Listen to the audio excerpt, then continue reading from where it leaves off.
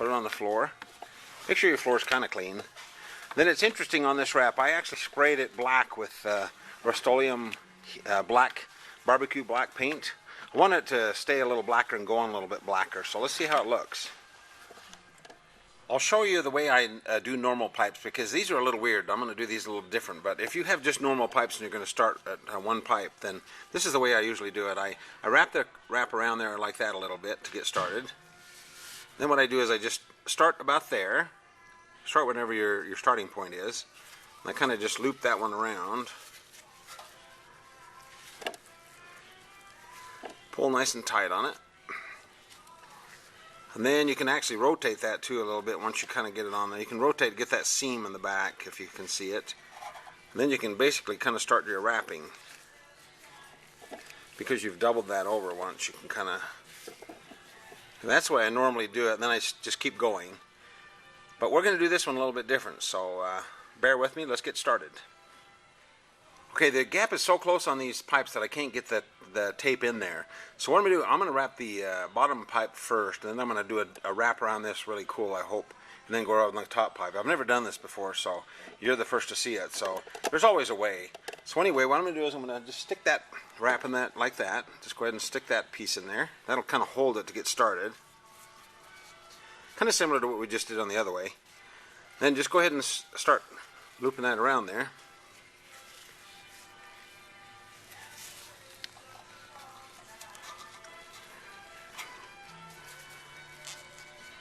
Okay, now you'll have to feed the tape through the bottom like that and pull all that tape through each time. It seems like a pain, but it'll really go fast, and the further you go, the faster it gets. Let's see what I'm doing here. Just pulling that wrap from the pile up through the slot there. So we're going to do that each time, and we'll continue on. Okay, again, I pulled that through each time. I pulled that through there. Go ahead and wrap that. Now keep your wraps even. Be careful not to twist the wrap as it goes around. It's real easy to get it twisted, so feel underneath and then behind it and make sure you're not twisting it or wrapping. I actually wrapped a brake rod one time. I had a brake rod back there, and I actually looped the wrap around a brake rod, so you got to make sure you don't loop it around something weird back there as you're going. So keep your, like I say, keep these even. You can see the spacing I'm doing this. I'm doing about half the width of the tape.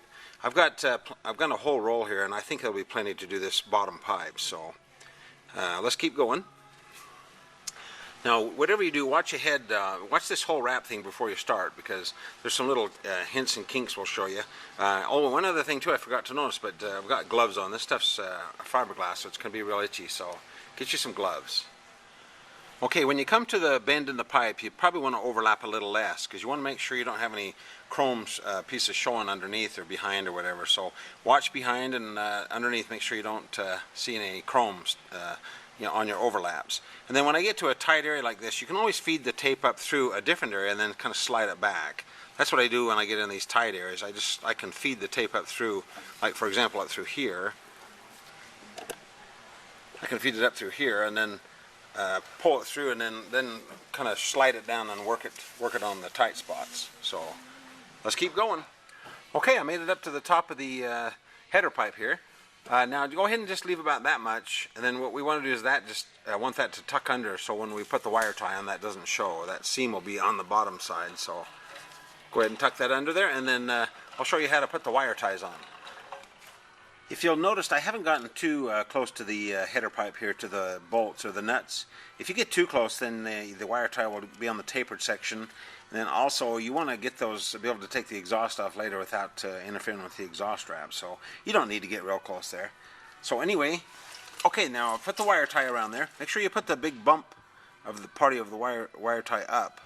If you put it on the bottom, then you can't tighten it up. So make sure you do that right, and then let's pull that. What I do is I grab hold of the end, and I pull those tight, and then as I'm pulling it, I bend that over. I bend that over there, and what it does is that'll kind of help lock it in place. And then what I do, I take some wire cutters. I give myself 3/4 of an inch or an inch, and I snip that off there. Sometimes you have to bend it back and forth a little bit. Okay, now that leaves a really a bad sharp burr there, so what I do now is I actually take the pliers and I just bend that around there like that. And then you can take your fingers and what you want to do is double that over. Now you have a nice blunt side there, so when you're working on your bike or something, you won't cut yourself on that sharp edge. And then just rotate those around. I just rotate those around to the bottom so you can't see them. And there you have it. They don't need to be ridiculously tight because they're not going to go anywhere, so as long as they're snug. That looks nice, and then I'll go ahead and do the rest of the pipes. Okay, I've never done this before, so bear with me. Let's try this and see how it works. So what I'm going to do is I'm going to drape this down through both pipes this time. Just droop that down the back. And I'm going to bring this up around here like this. Okay, I'm going to tuck that back there. I think this will work great. If I tuck that kind of behind like that, make sure this is nice and square to the two pipes here.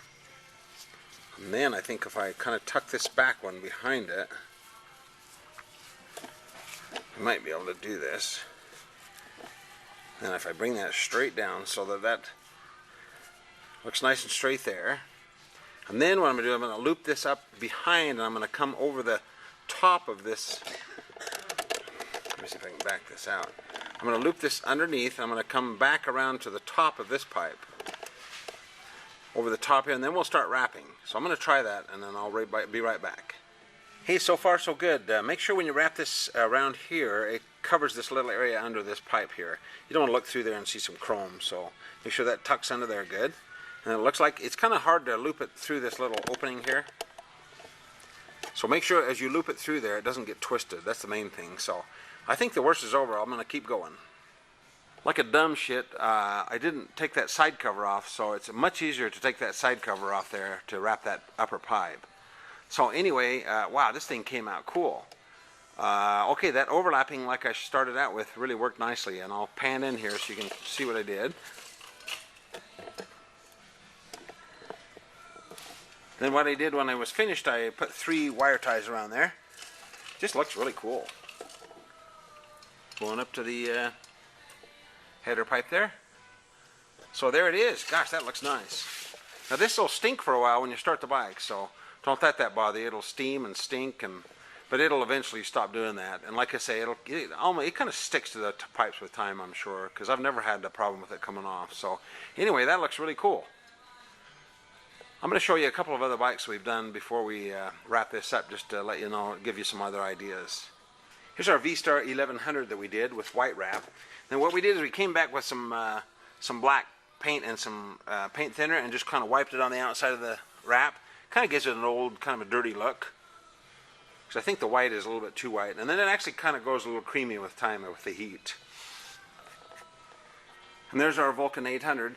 That's what the black wrap looks like after a lot of use. But it actually looks cool, I think. It looks kind of weathered. So there's that one. There's a little V-Star 650 that we did. There again, I did the tan wrap, and then I came back with some black paint reduced in paint thinner and kind of just rubbed it on the outside to make it look weathered. And then if you'll notice our little Savage over here, I did the same thing on it, but I just really went extreme on it, and it looks really cool. It looks just old school. So that's just some ideas you can have. It's fun stuff. Don't be afraid to experiment. Okay, that's a wrap, and it's an exhaust wrap too, so hey, get it? Anyway, let's go to the conclusion now, and then we'll put this little bad boy on the road. It's snowing here in Utah today, so I can't take the bike out and do a walk around, so I'm going to do it in the shop here. So this little bike came out so cool. They have that long, low look to them, and I just love this little thing. Okay, one thing you want to check is make sure you double check all the nuts and bolts. It's really easy when all the things you've done here to leave one loose, so just go ahead and go around the bike one more time and just make sure you got everything snugged up. Okay, most important of all is your throttle. Make sure it has a little bit of play in it and it snaps back, it's nice and smooth.